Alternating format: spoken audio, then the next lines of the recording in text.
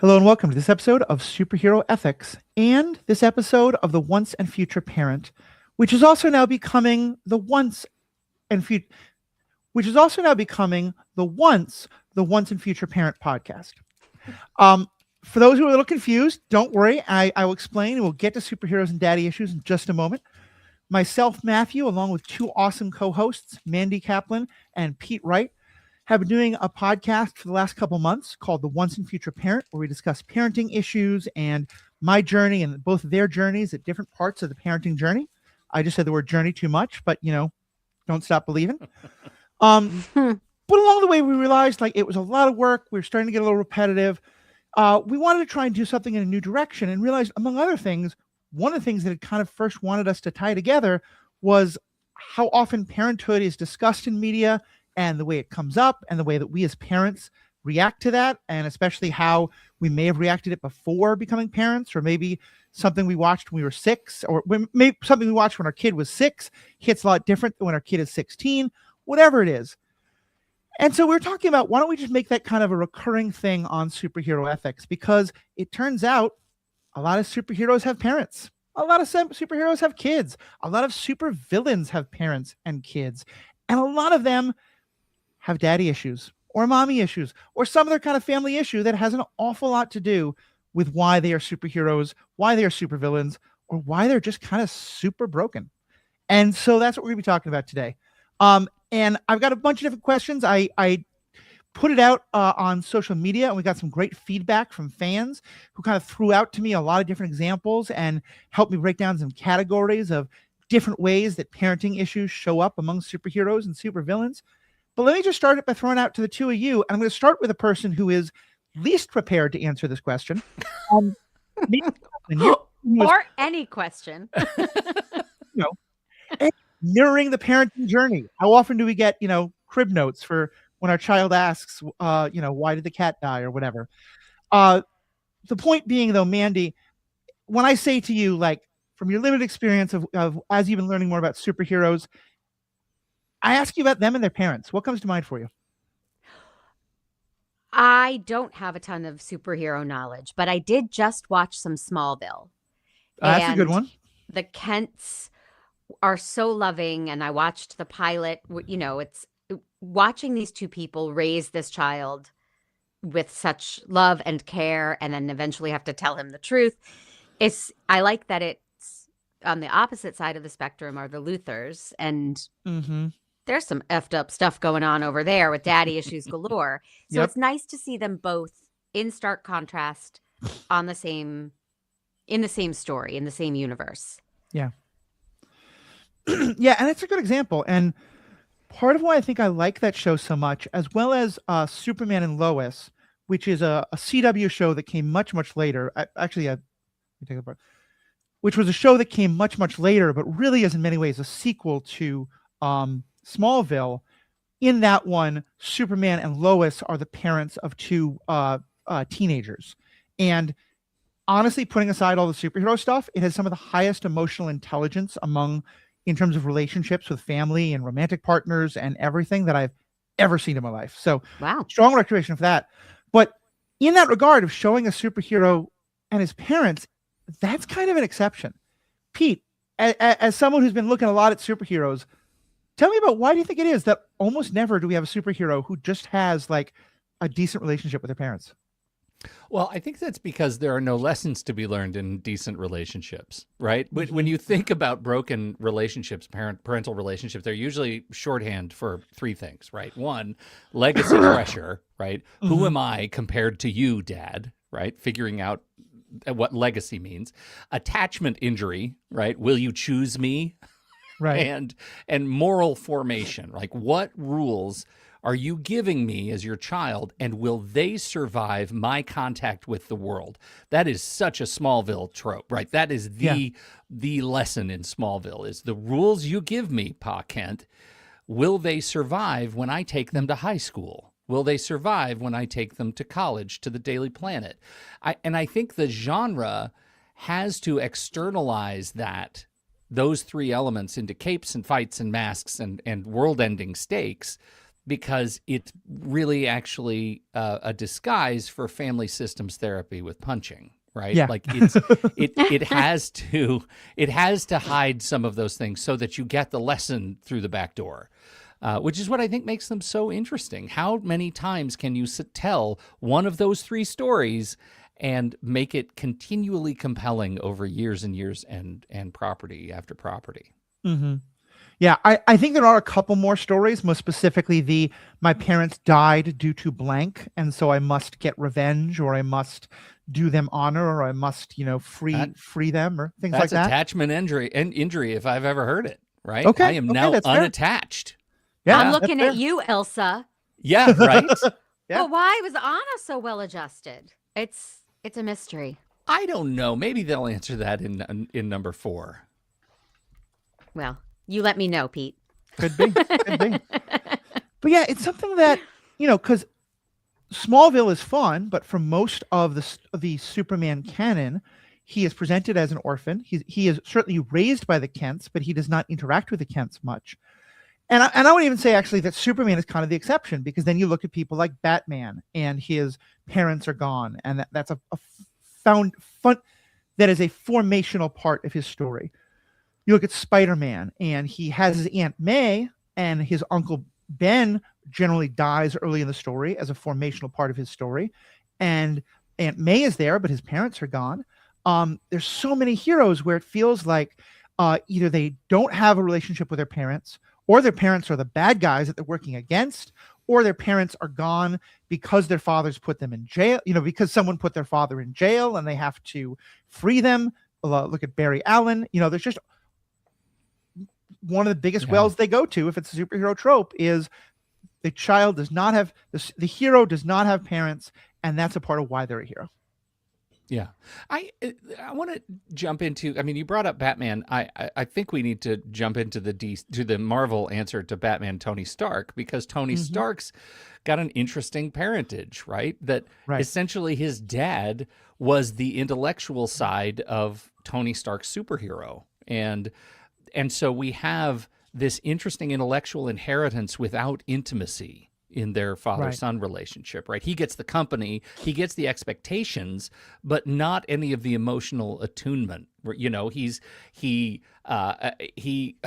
honestly, he gets to read his dad's love of child through Steve Rogers, through another superhero, which is so brutal. It is so brutal. Episode after episode of their relationship is broken because that relationship has sort of transcended the bonds of father-son, and it is detached from his father and becomes something that it was like his father's fandom supplanted his fatherhood. Right. And I have a question, because I know, Pete, you've delved quite a lot into the comics. How much is the Freudian father-son psychodrama of the Tony Stark story a part of the comics versus an invention of the MCU specifically? I think it's there. I think it's present. I think the MCU leans hard on it because it had to. They had practical narrative reasons to want to expand the universe across stories. So the Tony Stark, Tony and his father was. It is one of those legendary fraught relationships that is seeded throughout the arc, particularly the arc. He goes through some things with, alcoholism, and has to deal with what it's like living suitless on the streets. And it's hard to come to terms with the legacy issues. How did I, from this, become this thing that is identity free, that has to learn who he is again? What did I not get from mom and dad, particularly dad, that lands me here? What lessons have I not learned? That is kind of the legacy of Tony Stark's story. Does it tend to be more daddy issues than maternal issues? Yeah. Yeah, it is. And I think there's another one, that Matthew and I have been talking a lot about, which is Thor, right? The Thor, how would you, and I'll toss it back to you, Matthew, to describe this. How would you characterize, Frigga's relationship with Thor versus Odin's relationship with Thor as it's it's very different. And so in the Thor movies, and granted, you can hear Pete and I talk quite a lot about it if you listen to the Marvel Movie Minute version of Thor 2, The Dark World. I loved the movie and had nothing but praise for it. Pete was a little more critical, but you can Stop check it. that out. You just stop that right now. I was a little more critical, but in that I think what is established in those movies is something that's a pretty traditional, and I think you could say there's some sexism in it, certainly some patriarchy in it, but the idea of father is strict and stern and sometimes even cruel because he needs you to be better, and mother is loving and forgiving. And Not in my house. well, I like that too. The Tony Stark version, though, and I think this is I think it is fair to do it this way because it is what is in Tony's memory. But often this trope is presented, I think, in a very sexist way. For Tony Stark, his mother barely exists. Because I think for Tony Stark, his mother loved him and took care of him and was good to him. And he just kind of takes that for granted. And her death is incredibly meaningful for him and incredibly hurtful for him. But he knew he had her love. And so she doesn't matter. He didn't know he had his father's love, and he's forever chasing his father's love. And as you said, he spent most of his, and as Pete said, he spent most of his childhood hearing how great Captain America was, Steve Rogers was. And then when he's finally an adult, when he's finally become Iron Man, when he's finally come into himself as a hero, and maybe even though his father is long dead, maybe his father would think good of him now. Guess what? Steve Rogers is no longer a myth, but is a living reality now. And he has to go through all that again. So yeah, I think it's a really great question. And I think it is very significant in ways that are problematic, but I think are very important for the story, that Tony's parental issues are entirely about his father. And his mother is a loving, comforting, like, I think he loved her. I think he misses her, but I think because there's nothing unresolved with her, all he ever thinks about is what's unresolved. And that's in the same way that he kind of takes the romantic people in his life or his best friends in his life for granted, because he's always having to chase the person who doesn't love him. That's human nature. Yeah. Unfortunately. I think so. And I think so many of these comic relationships were less complex than we're getting with the sort of modern retelling of these stories. And so there was a natural black and white sort of binary experience with each parent. So there was a complex and sort of catastrophic relationship with dad. Then mom better be the salve to that relationship. Mom better be the one to say, "Oh, he's just confused, son. Don't worry about it. He'll come around." And so that ends up sort of softening the legacy pressure, those sorts of events. It also sets up the dynamic of, I don't want to become my parent, which is a major thematic element in so many of these properties. I mean, I don't want to become my father, Luke and Vader. I don't want to become my father, Gamora and Nebula and Thanos. I don't want to become my father, Jackson Hyde and Black Manta. Like, you just go on and on and on. Like, there is the, will I live up to the legacy of my parent? And there's also, I hope to God I don't live up to the legacy of my parent, because it's lousy. I mean, Mandy, you bring up Smallville again. Isn't that the drama that we get with the Luthor family, when you have young Lex trying to break free episode after episode of the legacy of the Luthor name of his father? And does he? Oh, we'll never know. So. Well, and one thing in particular I love about the Smallville thing is that for Lex, that battle is not just internal. You know, he moves to a whole new city and he wants to go out on his own and be away from his father. And eventually his father follows him, to be sure. But even before that, he's trying to say, I'm not my father. I'm going to be totally different. I'm going to use my money in a fundamentally different way. Mm-hmm. And most of the people involved, including Mr. Kent, Clark's father, don't believe him and treat him with the disdain and the rejection and the fear and the lack of trust because he's a Luthor. Mm-hmm. And I think that also becomes a really important thing, is when, there's so many great stories about like, can you escape the shadow of your father or your mother to not be the terrible person they were? But Smallville adds the, what if no one lets you? What if no matter how good you are, all they'll ever see is the legacy of your father? Mhm. And is it again human nature to go, well, fuck it. If you think I'm a villain, I might as well just be a villain because you're never going to believe I'm not. God, Well, that's as a person with daddy issues myself, which I don't often talk about, um, there we all struggle with what you just said, Matthew. There are things about our parents that we hope we have and things we hope to God we don't. Yeah. And it's such a mixed bag when someone says, "Oh, you sound just like your father." It's Mhm. like, I know you mean that as a compliment, but oh, that's such a loaded concept. And anyone who devotes their life to fighting evil and crime and, ridding the world of evil like these superheroes, it's it's such a complex line to Yeah. walk. And, how does Lex take his father's creativity and savvy and all of these wonderful things that his father had, but not use them for evil? Right. Not to mention Maybe- the money. He can Yeah. do good because he has money, and that money was all earned through the terrible things his father did. Yeah. Mandy, when you think about your, because you opened the door to daddy issues, I gotta Yeah. ask, how do you find the echoes of your relationship with your dad that you undoubtedly carry with you every day? How do you find that motivates you as a parent yourself? How does that impact the decisions you make? Oh, it impacted me before I was actually a parent, but as a parent as well. One of, on a very specific granular level, my dad was very funny, but often at the expense of others. That's how he got laughs by, Mhm. like, I'll make fun of Matthew and Pete will laugh hard. Yeah. And then I'm a big winner because I made the joke.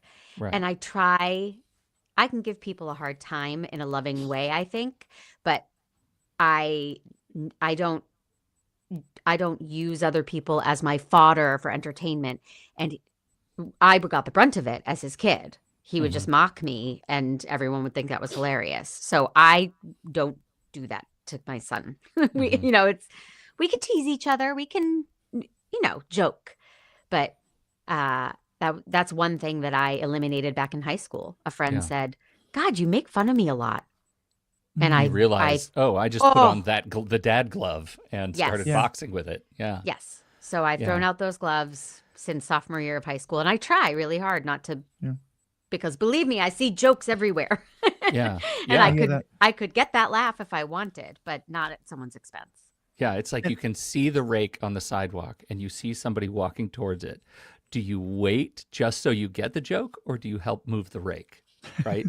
Yeah. And I think that's such an interesting thing because so many of these comic relationships, it's not as if they're not. I don't think anybody is really out thinking, how can I teach the world about better parenting and the mistakes not to make as a parent by writing this comic storyline. I deeply don't think that is an accurate sort of ideology. I'm going to of say comic Lois and Clark is very much the exception, but it's the exception that proves the rule. So go on. Okay.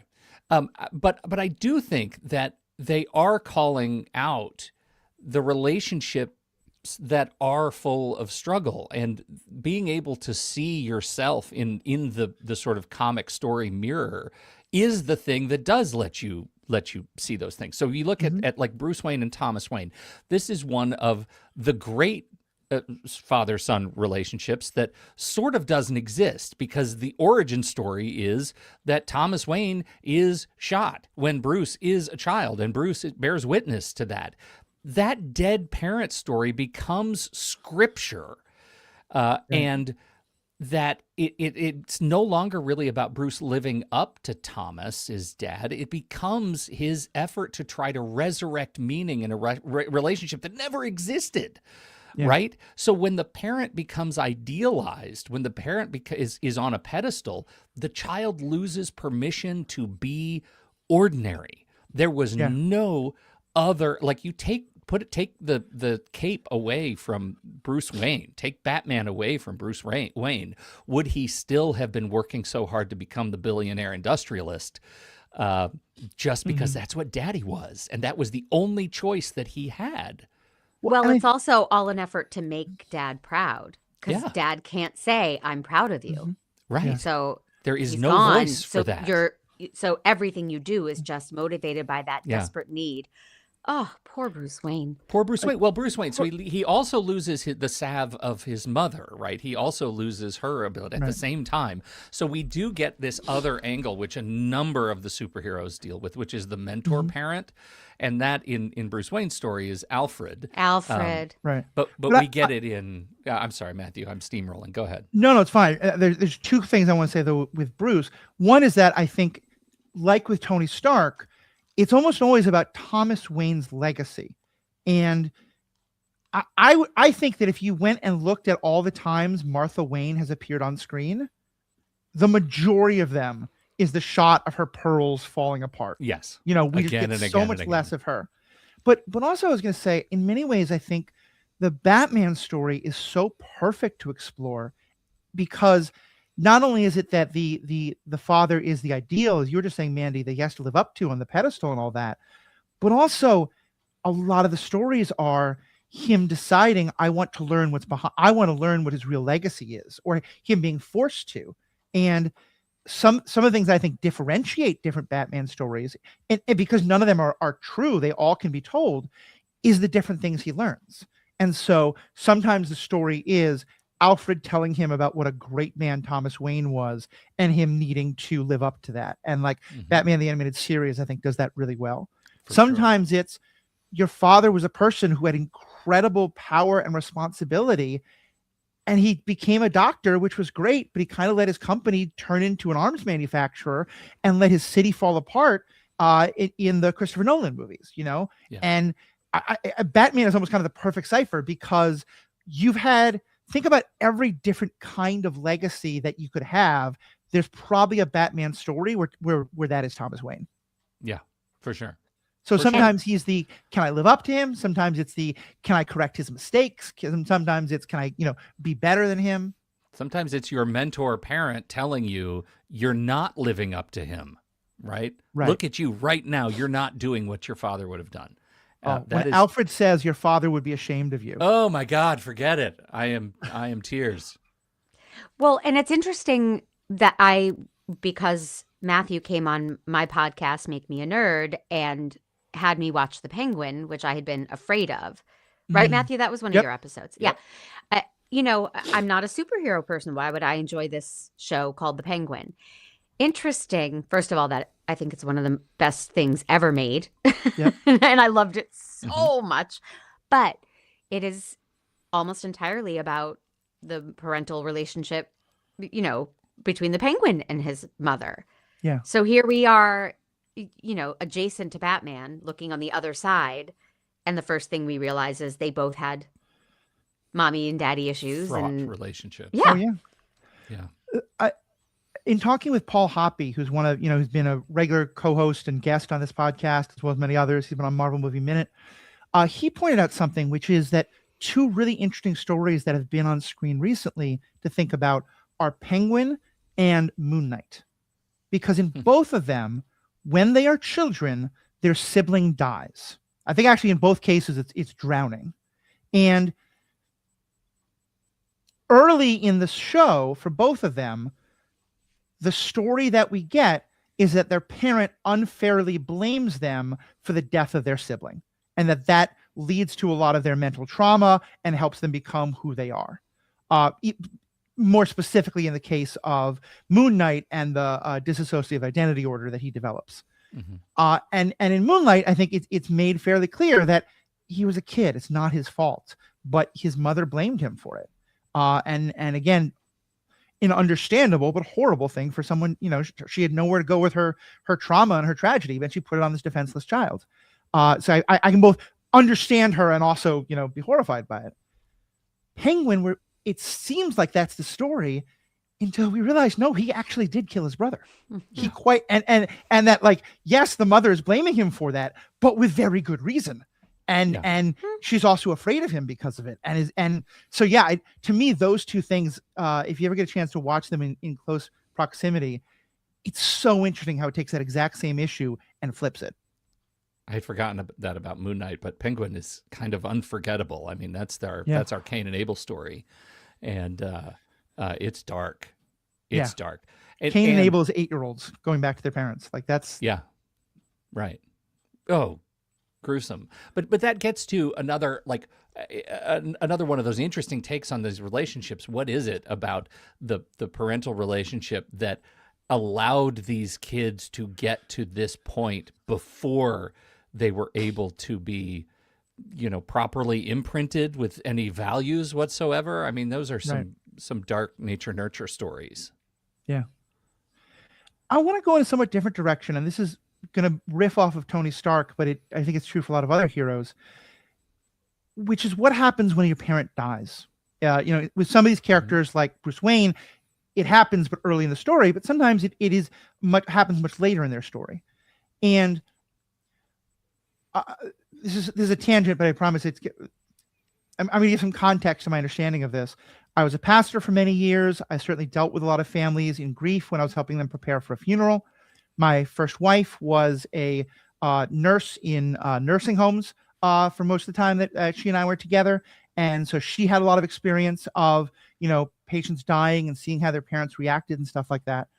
And one thing that we both saw, and I've certainly seen confirmed both in literature and from other people I know who've had this experience, is that some of the people who have the hardest time dealing with a death of a parent is a person who has a rocky relationship with their parent. And, there's something unfulfilled, or there's something like they're worried that they never got to tell off their parent, or that they never got to forgive their parent, or the parent never got to forgive them, whatever it is. And that, not always by any means, but that if there are 3 siblings and one of them's like, we need to sue the doctor or the nursing home or the pharmacy or whatever it is, it's probably the one who had the rockiest relationship. I say all that to go to the movie Civil War, because in Civil War, obviously, one of the chief motivating things for Tony Stark is finding out that, forgive me for spoilers for something a while ago, but still could be spoilers, the Winter Soldier killed his parents. And yes, he talks a lot about how you killed my mom because he loved his mom, had an unproblematic relationship. But I think most of why he is so motivated and kind of out of his mind, like not listening to logic, not listening to reason, just I need revenge, is because of this exact same thing. Because it wasn't a healthy relationship with his dad, because it was so traumatic. And in his mind, killing him means that his father will never get a chance to change. His father will never get a chance to say, Tony, I was wrong. You're the good one. You're better than Cap. You're make me proud, whatever it is. And that's why Tony goes so off the handle. It's so interesting as a parenting lesson, because it reminds me of T'Challa too, right? I mean, here's an example. This is one of the rare stories where Black Panther, right? His father was revered, and they had a complicated but loving relationship, right? And there were the trappings of royalty that were most complicated. But the parenting hook for me that you bring up is so interesting, because what we learn is that kids will all eventually audit the values of their parents, and they will probably not first inherit our like joyful stories. They'll inherit our blind spots. And that's terrifying to me as a dad. Yeah. That's terrifying. I'm sorry, Mandy. Well, I felt like I was going to interrupt you. No, not at all. There's also something, we've all heard the expression pain fades. And when I equate it to when you lose a parent, sometimes the negative fades and you start to only remember the good things and miss the good things. And I think for some of these characters who, when their parents are around, they resent them and they don't want to be anything like them, then the parent dies and it's like a switch is flipped and it's like, well, now all I want is to be like them. And and it's perhaps there's an element of pain fading. Yeah. I hate my dad. Yeah, I know. You really hate your dad. How dare you say anything about my dad, right? Like that's the double standard kicks in. Yeah. Of longing and legacy. That was a powerful scene, Pete, by the way. Thank you. I did the whole thing and there was so much depth. Yeah. Love it. I felt the backstory. It was great. Mhm. Yeah, it You was know, all in one there. thing that's been on my mind a lot, particularly today, because I'm talking about it with someone very close to me, is the way that like music can affect how you think about these things, and like whether particular songs that are connected to your relationship or just because of the theme they're about or something like that. And I bring this all up because do you guys remember a song from the 80s by kind of a two-hit wonder band called Mike and the Mechanics called In the The Living Living Years? Years. Mhm. Yeah. That is one of my father's favorite songs, and also one that is really hits him hard, in part because he had a very fraught relationship with his father that had a real kind of breaking point where his father really betrayed him in some terrible ways. And then, and I've not gone to dive too deep into this with my dad, but my understanding is that his father then died before they could have any resolution. And I have spent, I'm now at a more reconciled position with my father than I have been for most of my life. There's still a lot of tension, and I'm, probably always gonna have night terrors when he's coming to visit because it's just years of abuse do that. But like we're in a better place. But I remember there being a lot of years where that song was what came to mind for me because that idea of, is he going to die before I've ever gotten him to admit what he did? Or is he going to die before I've ever been able to forgive him, or before he's ever going to be proud of me, or whatever it was going to be? And so, yeah, so this kind of goes into a larger thing that I was thinking of as we had this conversation, which is that there are ways in which I think superpowers and superheroes make these particularly interesting stories. But there's also just a fact in like, none of us can fly. None of us have laser vision. None of us have heat breath or freezing breath, but we all have parents. And in our case, we all have kids. And I think maybe part of why the stories love to tell us this is because it's the way that we can relate to them. We can say, I'm not a billionaire, but I have a fraught relationship with my dad, so I can relate to Tony Stark or whatever it is. Well, because like capes and superpowers are the metaphor delivery system for I can't or / can be loved as I am. Right. Like I feel like this is it becomes a much more compassionate way to talk about identity and how parents are try to love the version of the kid that makes them feel the least afraid as parents, and try to reach catharsis in their relationship with their kids. I think the first X-Men movie did, or maybe it was the second one. I can't remember. It was the one with what's her name, and her parents sent her off because she kept touching kids and killing them. What was her name? Oh no, that was in the first one. Yeah. That was in the Rogue. Yeah. It was Rogue's story, Yeah. and I think it did that very well, showing how complicated the relationship is for parents who are terrified of their kids. Well, the metaphor of that is, we don't understand each other. And it doesn't matter why we don't understand each other. We don't understand each other because we don't know how to accept differences from our lived experience. And Well, these themes run through absolutely everything. I mean, the parental issues are the heart of Greek mythology, soap operas, sitcoms. most importantly, The Breakfast Club. Yeah. The Breakfast Club. Yeah. Oh, no, Dad, what about you? But I just think that's what is so compelling about these stories. And yes, it's cool to have capes and be able to fly. That's all really cool. But I don't know that would be enough. People need to see themselves up on the screen, and the way to do that is through these complicated parental issues. What's interesting is I think it's the capes that become the front door for people who otherwise don't think about these relationships in those terms, and it becomes easier to accommodate complex emotional relationship conversations. Absolutely. Yeah. Just because I've been exposed to things like Rogue Story. Right. And on the Yeah. sitcom, it's the laughs and the Yep. bright lights, and we have to. It's putting cheese around the pill to trick right. the dog into eating the pill. And I think there's something really interesting, especially now Calling that's me a happening dog? in terms of superhero media, is that I think there's still people who love the fight scene and love all the pixels and stuff like that, and that's true. But I know I've certainly been in movies where I've been like, can you guys stop fighting and go back to him talking to his mom? Like, that's what I care about, Mhm. But that's also a very you trait. Well, yeah, and like I say, I'm not, but it's not just me. I think. And No, certainly not. I'm But gonna I hold think up a as lot an of people are, stop talking to your mom and get back out there and Yeah. start kicking ass. Yeah. And I'm just, this is a tangent, but I'm just going to hold it up because it is the thing I want to recommend to everybody in the world. And I'm not going to give any spoilers, but if you've ever been curious to see a story about people with superpowers that is not a superhero story, it is a story about people going through life, in this case, struggling actors who just happen to have superpowers. Watch Wonder Man, because it is Oh, everything that I and other people who have been frustrated by why do we always have to have the big fight? Why do we always have to have the pixels? Everything we've been wanting. Mandy, we I'm we gonna need do to it on the lob that podcast. grenade. You need to, and I'm telling I'm you, volunteering you to will do it on the love podcast it. with you. You will absolutely love it. It is. I can't wait. Yeah, the whole thing. All And right. it's one of those things. It's like 8 30-minute episodes. Like it is. Great. It's a double feature movie. You can get Yeah, through it. yeah. It's brilliant. I'm your guest for that. Unless anyone else wants. Other people might join in too, but I'm definitely one of your guests.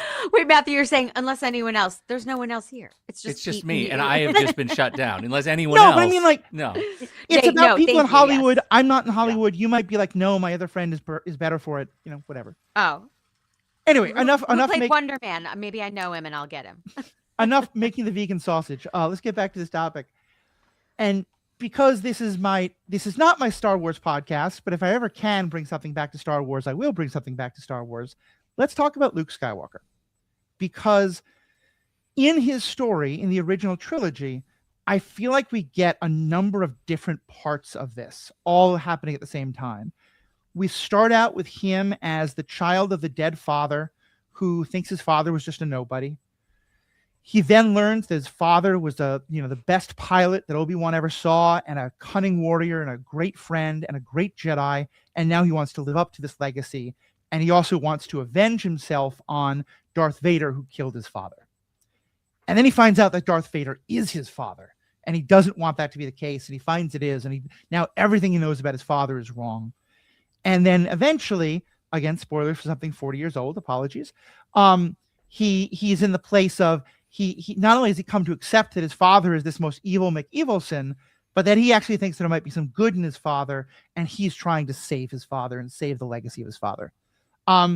Pete, when you think about like superheroes or heroes and daddy issues and parental issues, tell me about your thoughts on Luke Skywalker. Yeah, it's Luke is man. It's such a great sort of vessel for all of the major relationship types, and the journey, how it changes so dramatically from movie to movie, right? That first he gets to be obsessed with this hero worship, and then he gets that I learned that my father failed me as a mentor, and Right. so others have to step in. Other mentor parents get to step in. Who gets to shape who I am in absence of the one person whose responsibility it was to do that, to make me a safe adult? And then we have from the other side, right, the villain dad model. What is the villain dad model of Darth Vader, right? Most of the villain dad models for decades were just like masculinity critiques and veiled like, oh my God, is my son gay stories, and I don't know how to do anything about it, so I guess I'll be a supervillain.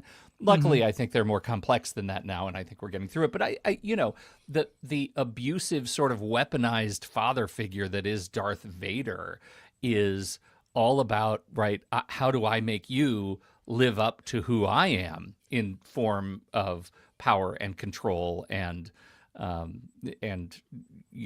authority, authoritarianism, and not being able to do that. So I think that the delight of the Vader story, as kind of simple as it is, it's actually fairly complex, and it goes both directions because we get Vader with a journey too. And we That's don't what I get- was going to say. Yeah. No, we do. All right? of what I mean, Pete just said, I was going to say that. You just happened to ask Pete first. okay. He cheated Well, off now my it's- paper. Now it's your turn. I don't know. What did I get? Did I miss anything? Did I do it? Did I do it? Did I do it right, Matthew? Oh no, yeah, I thought Manny was going to jump in there, so I was, No, I don't know a ton about Star Wars, Yeah. but and I guess I never went that deep. To me, Yeah. it was just, oh crap, this evil guy's my dad. yeah, no, I that's fair. didn't. Yeah. I didn't think about him then trying to save him, or I just Mhm. haven't seen them in a long time. Yeah, Yeah. no, that's totally fair. Totally fair. It's not a musical. I mean, it could Yeah. be, but we're not there yet. Yeah, the line between, and I think another, parenting 101, the line between I'm keeping you safe and I'm keeping you small is very fuzzy. Mm. And that's one that I think we get in the Luke Vader story that's sort of that's more nuanced than just we whack each other's with light beams. Now, Luke is, as much as I love that story, yet another example where both of his parents are dead. But in his story, we just never talk about his mother, except his like very brief memories. Him and Leia have very brief memories of her. And of course, obviously, today we've been talking almost exclusively about dads and dad issues. There are mothers, though, in these universes, and there are sometimes mommy issues of various kinds. Pete, you brought up Freya. Talk a little bit more. I kind of sidestepped it because I still wanted to talk more about the Tony Stark of it all. But in your perspective, what is the role of Freya for both the hero of that family and the villain, Thor and Loki? Well, that's a really interesting one, because I think we actually do have not just more of an influence on the superhero in question, but also influence on the villain in question, because they are, stepbrothers. And the whole idea that Frigga gets to influence by way of her affection the direction of these characters is something we don't see in just about any other of these properties. With Thor, she obviously, I think we get this sense that she takes a back seat to Odin's affection because he is, royal blood, and she has a much more nurturing role in Loki, the adopted, kidnapped son. Mm-hmm. And I think we really do get a sense that she is doing the yeoman's work of trying to develop this guy into something special and unique. And it doesn't always work because the relationship, the family bond is so broken in the Thor family that he does not have the same relationship with Odin, such that Frigga's love is not a salve enough to make him the person that she wants him to be. It's really complicated. I have a question going back to Star Wars, if I may. Sure, go for it. And I know this podcast is not about nerdicating me. I get that. No, totally. But is. it never occurred to me until right now that Leia is also finding out that Darth Vader is her father, right? Mhm. Yes. Do they deal with that? Because it feels like it's Luke and Darth. That's the whole story. And is that just patriarchy, or daddy issues are more important for young men? Or like, what's the deal? Why do I not know that Leia also is facing that? So in the movies, it doesn't get dealt with at all. And it's sexism and patriarchy. Okay. And I It's think bad storytelling too. I mean, it's just rudimentary, terrible storytelling. Right. And I think it's also like it's continuing a trend in terms of whose emotional journey we care about. That there's a scene where Luke and Leia have both lost something in the last 12 hours. Luke has lost the mentor figure of Obi-Wan Kenobi that he's known for maybe 2 weeks. Mm-hmm. Leia has lost her entire planet, including her parents and everyone she's ever known and loved. And Leia comforts Luke. And Leia comforts Luke about what he's going through. And it's just, you look at that scene and you're like, oh my God. What is going on? Yeah. I will say, though, that I think one of the things of the Star Wars universe that I love most is that people have been using both some of the animated shows and the books to fill in a lot of the gaps that don't get talked about a lot. And there's a fantastic novel called Bloodlines, Star Wars Bloodlines, that deals with exactly this. And it's about Leia having this political career 15 years later, and basically it being no one knew until it gets revealed that her father was Darth Vader. And in it, there's a lot of time spent inside her head. And she talks a lot about how, her brother got to experience, got to see a bit of Anakin in their father, which she never saw. She was literally tortured by their father. Right. She had her planet destroyed by her father and her father's, partner, co-conspirator, General Tarkin, who Admiral Tarkin, who's kind of ruling over her. But you know what I mean. Let me say that whole thing again. Luke had.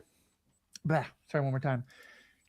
She was tortured by Darth Vader. She had her planet destroyed by Vader and Tarkin. She had all these things, and the book really goes into how she's both jealous of Luke, but also is kind of perfectly happy just thinking of Vader. Like, she doesn't need to have warm, happy paternal feelings about the guy who tortured her and blew up her planet and stuff like that. And it really goes into some interesting stuff, both about how the main thing that happens is her political legacy. Is what do people now think of her as a politician in the New Republic now that they know that she's part of the bloodline of Anakin Skywalker / Darth Vader? It is so interesting that I know, up until modern times, 99% of the superheroes were men. Right. So we think of them and their parental issues, but it's occurring to me for the first time. This might be unmined territory. I got to go write a script. Yeah. There really are some interesting mother hero stories, and we look at characters like Star-Lord in Guardians of the Galaxy. Like, his mother, Meredith Quill, is the emotional origin of the entire story, right? He watches her die in the hospital, and that is the beginning of his entire arc and his entire inability to mature. He is still the kid in the hospital room. That's his his log line. Shazam is another one that just came up, which is Billy Batson's character. Maternal abandonment is the wound, and his powers are the coping mechanism. But one that would be interesting to explore more fully, which I don't know how often you've talked about this one on your show, Matthew, but Jessica Jones. I have that on my list. Yeah, the hero, and the mother wound is the you can't escape your origin story, right? And that is a fascinating one because it is straight up mother-daughter, and we don't have a lot of those. Yeah. Yeah. And it's not the, as I said, I think that there's a lot of sexism in the way a lot of times mothers are portrayed. Like Star-Lord's mother is it's a great part for his story. But she's not a character. She's not a paragon of maternal virtue. She's an avatar. Yeah. Martha Wayne is a paragon of maternal virtue. Right. And for a while, we've been getting the flip side of there's a number of characters now that no sort of big names, but often like the kind of second villain in a movie or something in a TV show, where part of what makes the person a villain is that they have the most evil boy mom of boy moms, and that they're a bully, and the mom is like, no, you're smarter and better than those kids. It's okay. And one of my personal favorites is, and I think in part because it's more complex, but I think it's kind of the same idea, in the Netflix Daredevil show, Wilson Fisk, his origin story is that his father is abusing his mother, and he kills his father. Yes. And in what I think is a completely justified moment of self-defense or defense of someone else. But instead of his mom saying what you did is okay, let's go to the police, let's explain it, his mother says, we're going to chop up the body and hide it.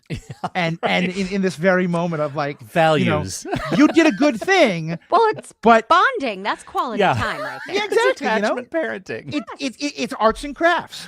There you go. Yeah. But yeah, no, I think the Jessica Jones story is a great one, especially because, and I admit I haven't seen it in a while, but I know we did a podcast episode about it, and I remember enough of the details about it. It turns out her mother has powers too, and she's one of those heroes who, part of why she's afraid to become a hero and doesn't want to be a hero for a lot of the story, is that she has a temper and she can go off on people, and she doesn't think she has the noblest of intentions, and at times she's scared that she'll use her power for bad reasons. And we find out that what is she scared of? She's scared of turning into her mother, because her mother is this, person with superpowers who uses them in bad ways. And yeah, it's a great, I'm glad you brought that up, because it's definitely what I want to talk about, both with her birth mother, and also though with her adopted mother, of Trisha's mother, who was also a kind of a stereotype of the stage mom, thing, but I think is very well portrayed in terms of how much she damages both Trish and the adopted daughter Jessica. Yeah. I would throw in one more, which is that the MCU is forced to back into, which may be interesting. We talked about Black Panther and his relationship with his father. Well, with the death of the actor who played Black Panther, Shuri, the sister, is now the Black Panther, and the father is dead. So the relationship is now, by necessity, mother-daughter in these stories. What glorious opportunity we have to explore some of these issues in a way that is not quite so viciously masculine, and see what comes of it. I don't have high faith that they'll do it, but it's an opportunity that's present. I think they will, if for no other reason than the mother's played by Angela Bassett.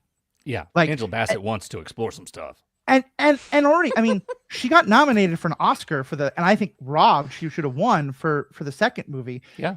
It's funny, I hadn't even thought of that, but I think in terms of superheroes who have a dead father and a living mother, but the mother gets to be, or even just whatever it is, the mother gets to be a much more real character who is kind of both a conduit of like, I can tell you what your father would have thought, but also here's what I would have thought, and all of that.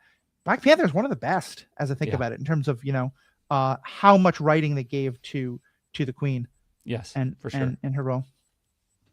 One does not casually cast Angela Bassett. Yes, yeah, that's very true.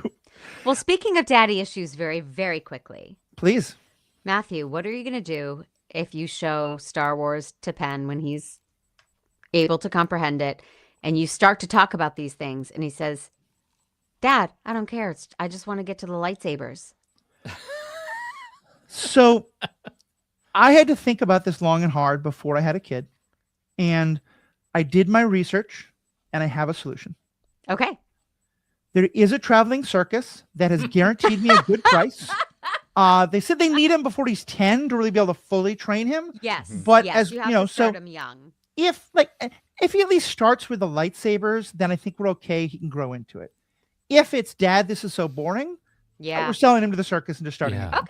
So I think that's really I'm good glad you because have a plan B. you're leaning in on the "I made you for a purpose" son trope, Yes. and I think that's Uh-huh. important to have a motto. Yeah. Great do. answer. Yeah. Let me throw my last question at y'all because I know we're almost an hour and I want to respect everyone's time. How has becoming a parent, and this is for superhero movies, but also just for anything, changed how you view parent-child dynamics? Because I know that, particularly a lot of the stuff I saw when I was a teenager, and yes, I think my father was to blame for a lot of my fraught relationship with him, but also I was an angsty 16-year-old who thought that, not letting me eat what I wanted to eat or stay up past a certain time was clearly a sign of, human rights violations that Geneva needed to know about. And as I start to think about my own child, I've come to have, there's some times where I'm watching things where I used to totally sympathize with a kid, and now I'm sympathizing with a parent a little bit more. For you two, particularly in superhero stories, but if nothing else, are there times where there's stuff you watched in your pre-parenting days that now you're watching again and are like, I'm sympathizing with the parent a little more than I used to? Well, I'll go first because I'm not going to talk about superheroes, and then you can cut it out and end on Pete.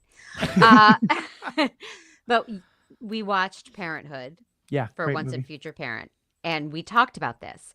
When I watched that, I was a teenager or kid when it came out, 12, and I thought, just let Martha Plimpton do whatever she wants and sleep with her boyfriend. Why are you so uptight, Diane Wiest? And Mhm. now I watch it and I am Diane Wiest through and through, and I can't fathom what is motivating Martha Plimpton. And it's a total reversal. You see the other side of everything from where you are in life. And becoming a parent has made me deeply understand the other side of it. Yeah. And be terrified of teenagers. Okay. I think that's a really good point. I think the best properties are the ones that you can watch as a kid and see yourself, and also still love it when you watch it as a parent and still see yourself. Yeah. Because there are those things that you watch and you're like, well, I hate this thing. This did not, we we couch it in words like, well, that didn't age well. but really it means I can no longer see myself in this thing. There's no avatar for me Yeah. in this property. And I think we see that all the time. And then when my kids disagree, I make them go watch a supercut of like Cersei Lannister. And I'm like, see how good you've got it? Like, we're fine. Now shut up. I like it. I like it. Yeah, I was telling a friend earlier about how, when I was a kid, Sweet Home Alabama had one of the sweetest guitar riffs I'd ever heard, and I freaking loved it. And I learned more about Neil Young and what he means when he says "us Southern men don't need you around anyhow," and just how racist and pro-Confederate ideas that song is. And I can't listen to it the same way. And I've said, Ghostbusters is still one of my favorite movies, but if I watch it with my kid, I'm going to say, okay, one day you're going to like someone of whatever gender. Everything Bill Murray does in this movie, don't do that. Yeah. That's bad. Yeah.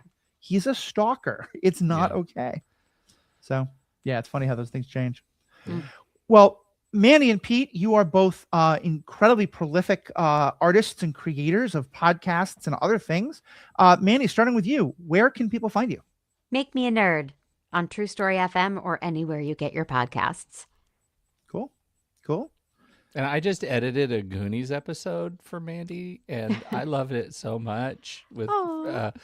all-time favorite Chrissy Lenz as a guest Yes. talking about the Goonies. Oh my God, I missed that movie so much, and I didn't even recognize how much I miss it. So yes, Make Me a Nerd. Go listen to Make Me a Nerd. It's lovely. Thank you. I just need to interject that I have been afraid to rewatch Goonies because it was such a childhood favorite, and rewatching Ghostbusters and a couple others so hurt me. And I've been worried that one didn't age well, but it's okay. It does. Okay. It ages well, and it was medicinal, as I said on Okay. my podcast. It was like I needed something to get me out of a bad head space, and I thought Goonies will do it. Yeah. And I don't do anything without podcasting about it, so I reached out to Chrissy, and Welcome she to my was world. part therapist, part charming guest. Wonderful. Yeah. Wonderful. Sometimes you do just need to hear two people love on something for an hour, and that is what you get with this. I miss it so much, Goonies. Yeah. So And- that's on my list. And Pete, I think you do 1 or 2 or 75 podcasts. I've got some podcasts, True Story FM. I'm involved in some way, shape, or form with all of them. So Mhm. pick one and you'll find me, truestory.fm. Would love Awesome. you to visit. Awesome. On behalf of my, well, thank you both so much. This has been a fantastic episode. To our listeners, as always, thank you so much for tuning in. We'd love to hear your thoughts as parents, as kids. Talk to us about what you think of these issues. We're definitely going to have Mandy and Pete back to make this kind of a recurring segment. Let us know what are other issues around superheroes and parenting you'd like us to discuss. So thank you so much. On behalf of myself, Mandy, and Pete, and all the people of the great state of Minneapolis, and all the people of the great state of Minnesota, which is currently under federal invasion, fuck ICE.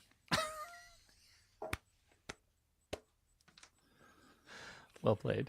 Thank you. I've been ending all